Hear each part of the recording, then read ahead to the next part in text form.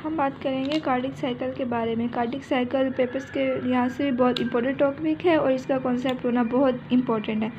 Cardiac cycle क्या होती है? वो होती है दो हार्ट बीट्स के दरमियान जो ड्यूरेशन होता है ना, हम उसे कहते हैं कि वो कार्डिक साइकिल है। अब हमें पता है कि हार्ट बीट करता है तो सबसे पहले ब्लड जो पास करता है वो एट्रिया से जाता है, उसके बाद वो वेंट्रिकल्स में जाता है और फिर हम उसको सिस्टेमिक या पल्मोनरी सर्कुलेशन में शिफ्ट कर देते हैं ब्लड को। ठीक है, इसमें ना उन्होंने बताया हुआ कि जो एट्रिया होता है वो प्राइमर पंप के तौर पे काम करता है। मींस क्या है इस बात का कि जो एट्रिया है पहले वो कॉन्ट्रैक्ट करता है और सारा ब्लड जो होता है ना वो वेंट्रिकल्स में पास आउट कर देता है, जिसकी वजह से फिर वेंट्रिकल की कॉन्ट्रैक्शन होती है और ब्लड फर्दर मूव करता है सिस्टेमिक या पल्मोनरी सर्कुलेशन में।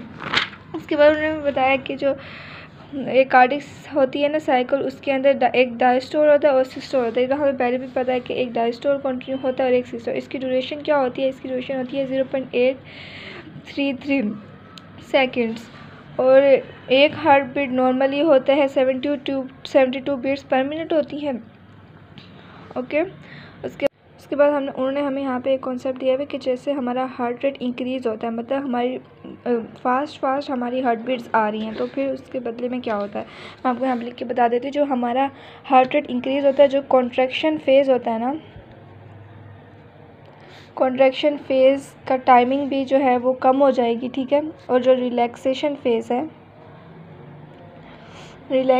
फेज़ है उसकी भी टाइमिंग कम हो जाएगी, मतलब डायस्टोल कम हो जाएगा और सिस्टोली भी कम हो जाएगी। इसके अलावा जो हमारा एक्शन पोटेंशियल है उसकी भी टाइमिंग जो है ना वो भी कम हो जाएगी, मतलब हमारा हार्ट फास्ट बीट कर रहा है तो इन सब चीज़ों की टाइमिंग जो है ना वो कम हो जाएगी। इसमें एक बात है उन्होंने बताई हुई कि जो सिस्टोली होता है उसकी, जो डायस्टोली होती है उसकी टाइमिंग ज़्यादा कम होती है, सिस्टोली एज़ कम्पेयर इतना कम नहीं होता। उसके बाद उन्होंने हमें यहाँ पे एक ये ग्राफ बताया हुआ है, इसके बारे में मैं आपको ये अलग से बना के समझाती हूँ। उन्होंने हमें फोनोकार्डियोग्राम बताया है, मतलब हार्ट की डिफरेंट साउंड्स के बताने में। इलेक्ट्रोकार्डियोग्राम हमें दिखाया हुआ है जिसके अंदर हार्ट बीट हमें शो होती है। उसके बाद उन्होंने ventricular volume, ventricular pressure, arterial pressure और एओर्टिक प्रेशर के हमें ग्राफ्स बना के दिखाया कि एक हार्ट बीट के दरमियान किस तरह इनमें चेंजेस आती है, जैसे सिस्टोली होता है हार्ट बीट में और डायस्टोली होता है।